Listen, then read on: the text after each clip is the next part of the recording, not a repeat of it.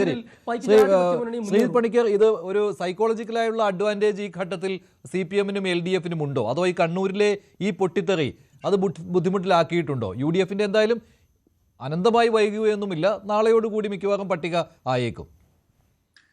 ശ്രീ മഞ്ജുഷ്, ആദ്യമേ തന്നെ സ്ഥാനാർത്ഥി നിർണയം നടത്തി സ്ഥാനാർത്ഥികളെ പ്രഖ്യാപിച്ചു എന്നതുകൊണ്ട് താൽക്കാലികമായിട്ടുള്ള ഒരു മൈനർ എഡ്ജ് എന്നതിനപ്പുറത്തേക്ക് മറ്റൊരു തരത്തിലുള്ള ഗുണവും അതുകൊണ്ടുണ്ട് എന്ന് ഞാൻ കരുതുന്നില്ല. അത് ആൾക്കാരിലേക്ക് കൊടുക്കുന്ന സന്ദേശം എന്ന് പറയുന്നത് ഞങ്ങളുടെ ബെറ്റർ പ്രിപ്പയർഡ് ആണ്, ഞങ്ങളുടെ പ്രിപ്പയർഡ്നെസ്സിനെ ഇത് കാണിക്കുന്നു എന്ന രീതിയിലത്തേക്കുള്ള ഒരു കാര്യം മാത്രമേ ഉള്ളൂ.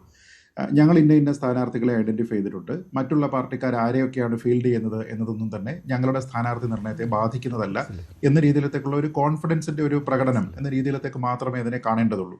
അതുകൊണ്ട് ഏതെങ്കിലും തരത്തിലുള്ള ഒരു അപ്പർ ഹാൻഡ് അവർക്ക് കിട്ടി എന്നുള്ള അർത്ഥമില്ല. കാരണം ഒരു തെരഞ്ഞെടുപ്പ് വരുന്ന സമയത്ത്, പ്രത്യേകിച്ച് 5 വർഷം ഒരു സർക്കാർ പൂർത്തിയാക്കിയതിന് ശേഷം വരുന്ന തെരഞ്ഞെടുപ്പിൽ നിശ്ചയമായും ആ സർക്കാരിൻ്റെ ഏത് രീതിയിലത്തേക്കുള്ള പ്രവർത്തനമായിരുന്നു എന്നതിനെക്കുറിച്ച് തന്നെയാണ് ആ തെരഞ്ഞെടുപ്പിൽ ചർച്ചയാകാൻ പോകുന്നത് എന്നതിനെക്കുറിച്ച് നമുക്കറിയാം. തന്നെയുമല്ല, LDF-ന്റെ സ്ഥാനാർത്ഥികളുടെ പ്രഖ്യാപനം ആദ്യമേ ഉണ്ടായി എന്നതുകൊണ്ട് പൊതുജനം മറ്റുള്ള പാർട്ടികളുടെ സ്ഥാനാർത്ഥി പ്രഖ്യാപനത്തെ ഉറ്റുനോക്കുന്നില്ല എന്നൊരർത്ഥവുമില്ല.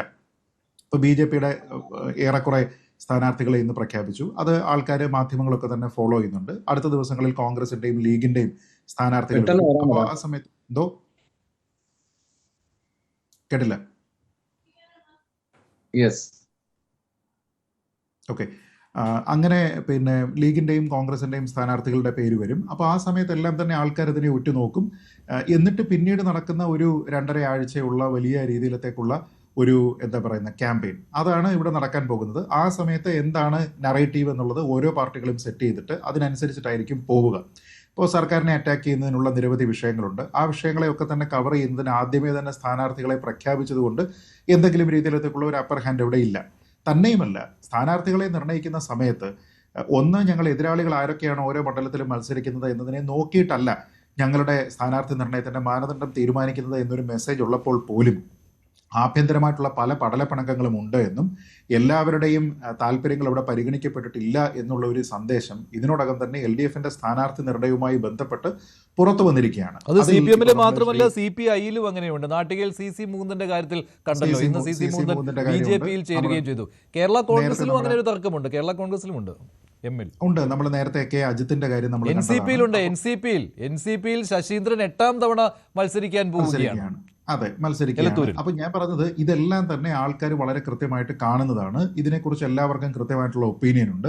അതുകൊണ്ടൊരു അപ്പർ ഹാൻഡ് ഇല്ല. പക്ഷെ ഇവിടുത്തെ ഒരു പ്രധാനപ്പെട്ട പ്രശ്നം, CPM-നെ സംബന്ധിച്ചിടത്തോളം അവർക്കെതിരെ ആരോപണങ്ങൾ ഉന്നയിക്കുന്നത് മറ്റു പാർട്ടിക്കാരല്ല എന്നുള്ളതാണ്. അവരെല്ലാവരും ഇപ്പോഴും അവരുടെ സ്ഥാനാർത്ഥികളെ നിർണ്ണയിക്കുന്നതിന് വേണ്ടിയിട്ടും അവിടെയുള്ള പ്രശ്നങ്ങളൊക്കെ തന്നെ സോൾവ് ചെയ്യുന്നതിനും ശ്രമിക്കുന്ന സമയത്ത് CPM-നെതിരെ നിശ്ചയിക്കപ്പെട്ടിരിക്കുന്ന സ്ഥാനാർത്ഥികൾക്കെതിരെയുള്ള വലിയ ആരോപണം പാർട്ടിയുടെ ഉള്ളിൽ തന്നെയാണ്. ഇപ്പോൾ ശ്രീ TK ഗോവിന്ദൻ്റെ ഒക്കെ പ്രസ്താവനകൾ, അദ്ദേഹം പറയുന്ന അഭിപ്രായങ്ങളൊക്കെ തന്നെ ആ കോണ്ടെക്സ്റ്റിൽ വേണം കാണാൻ. ശ്രീമതി PK ശ്യാമളയെ ഇപ്പോൾ തളിപ്പറമ്പിലേക്ക് കൊണ്ടുവരികയാണ് എന്ന് പറയുമ്പോൾ ആദ്യമേ തന്നെ അതുമായി ബന്ധപ്പെട്ട് വലിയ മുറുമുറുപ്പുകൾ ഉണ്ടായിരുന്നു, അസ്വാരസ്യങ്ങൾ ഉണ്ടായിരുന്നു എന്ന് മാധ്യമങ്ങൾ ആ ഘട്ടത്തിൽ തന്നെ റിപ്പോർട്ട് ചെയ്തതാണ്.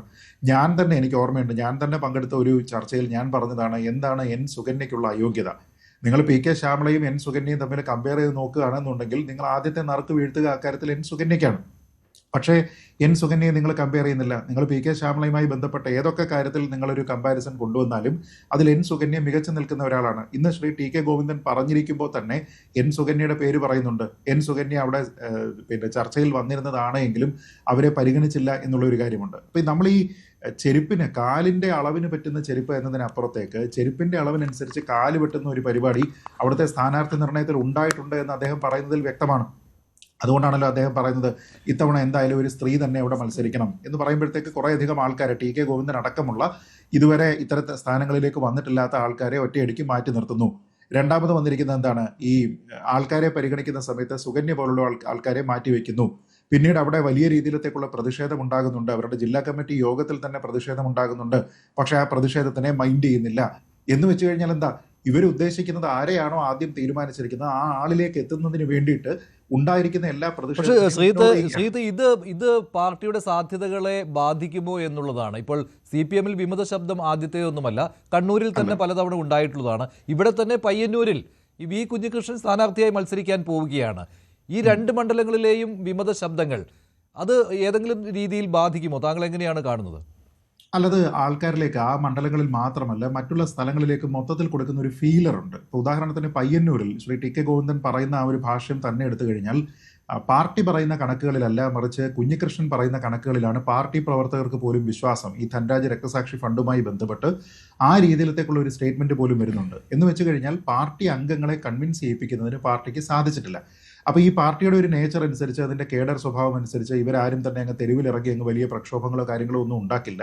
സാധാരണഗതിയിൽ പാർട്ടി തെറ്റായിട്ടാണ് പോവുകയെന്ന് തോന്നുകയാണെങ്കിൽ അവർ ചെയ്യുക. ഇവർക്ക് ഈ എല്ലാ ബ്രാഞ്ച്, ലോക്കൽ കമ്മിറ്റി, ഇങ്ങനെയൊക്കെ പല കമ്മിറ്റികളും ഒക്കെ ഉണ്ട് എങ്കിൽ പോലും അവരത് പ്രകടിപ്പിക്കുന്നത് സാധാരണ ഈ വോട്ടിംഗ് മെഷീനിലാണ്. അപ്പോൾ അങ്ങനെയുള്ള ഒരു കാര്യം അവിടെ ഉണ്ടാകാനുള്ള സാധ്യതയുണ്ട്. ഇത് ഞാൻ മറ്റ് സ്ഥലങ്ങളിലേക്കും ആംപ്ലിഫൈ ചെയ്യപ്പെടാനുള്ള സാധ്യതയുണ്ട് എന്ന് പറയുന്നതിൻ്റെ കാരണം ഇത് കേവലം ഒരു മലബാർ വിഷയമല്ല, മറിച്ച് മറ്റുള്ള സ്ഥലങ്ങളിൽ ഇപ്പോൾ നമുക്കറിയാമല്ലോ, ആലപ്പുഴയിൽ വിഷയമുണ്ട്, ഇടുക്കിയിൽ വിഷയമുണ്ട്, ഇങ്ങ് കൊട്ടാരക്കരയിൽ വിഷയമുണ്ട്, ഇങ്ങനെ പാലക്കാട് വിഷയമുണ്ട്. ഇങ്ങനെ പല സ്ഥലങ്ങളിൽ CPM-മായി ബന്ധപ്പെട്ട് ആഭ്യന്തരമായിട്ടുള്ള പടലപ്പിടക്കങ്ങളുമായി ബന്ധപ്പെട്ട് വളരെ സീസൺഡ് ആയിട്ടുള്ള നേതാക്കന്മാരോട് പാർട്ടി സ്വീകരിക്കുന്ന സമീപനവുമായി ബന്ധപ്പെട്ട് പരക്കെ ആക്ഷേപമുണ്ട്. അപ്പോൾ അങ്ങനെയുള്ള ആക്ഷേപം നിലനിൽക്കുന്ന സമയത്ത്, പ്രത്യേകിച്ച് ശ്രീ ജി സുധാകരൻ പോലെയുള്ള സ്ഥാനാർത്ഥികൾക്ക് കോൺഗ്രസ് പിന്തുണ കൊടുക്കുന്നു എന്ന രീതിയിലത്തേക്കുള്ള ഒരു തീരുമാനത്തിലേക്കൊക്കെ വരുന്ന സമയത്ത് അത് ആൾക്കാരിൽ മൊത്തത്തിലുള്ള ഒരു ചിന്തയില്ലേ, ഈ രീതിയിലത്തേക്കുള്ള ഒരു ചിന്തയിലേക്ക് നയിക്കാനുള്ള സാധ്യതയുണ്ട്. അപ്പോൾ അതുകൊണ്ട് അത് കേവലം തളിപ്പറമ്പ് മണ്ഡലത്തിലെയോ അല്ലെങ്കിൽ ഇപ്പോൾ ശ്രീമതി ശൈലജ മത്സരിക്കുന്നത് എന്തുകൊണ്ട് മട്ടന്നൂരിൽ തുടർന്നുകൂടാ, എന്തുകൊണ്ട് സണ്ണി ജോസഫിനെതിരെ അയക്കണം, അങ്ങനെ ഈ പ്രായത്തിൽ 70 കഴിഞ്ഞ ഒരാളിനെ അങ്ങനെ ഒരു കോട്ട വെട്ടിപ്പിടിക്കുന്നതിന് വേണ്ടിയിട്ട് അയക്കുകയാണോ വേണ്ടത്, എങ്കിൽ എന്തുകൊണ്ടാണ് നിങ്ങൾ കുറച്ചുകൂടി സേഫ് ആയിട്ടുള്ള സീറ്റ് ശ്യാമളയ്ക്ക് കൊടുത്തത്?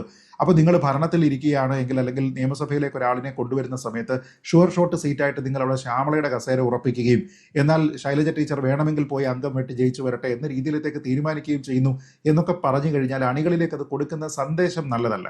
സാധാരണഗതിയിൽ അങ്ങനെ സീസൺഡ് ആയിട്ടുള്ള ഒരു പൊളിറ്റീഷ്യന് പകരം കുറച്ചുകൂടി ഫ്രഷ് ആയിട്ടുള്ള ഒരാളിനെയാണ് അയക്കുക.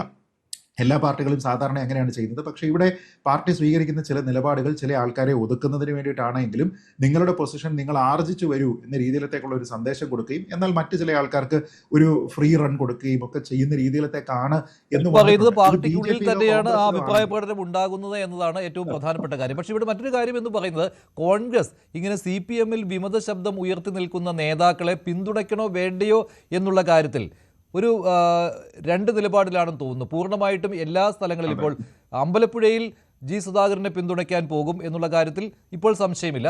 പക്ഷേ പയ്യന്നൂരിലും അതുപോലെ തന്നെ തളിപ്പറമ്പിലും അത് വേണോ വേണ്ടയോ എന്നതിൽ ഒരാലോചന വേണ്ടി വരില്ലേ?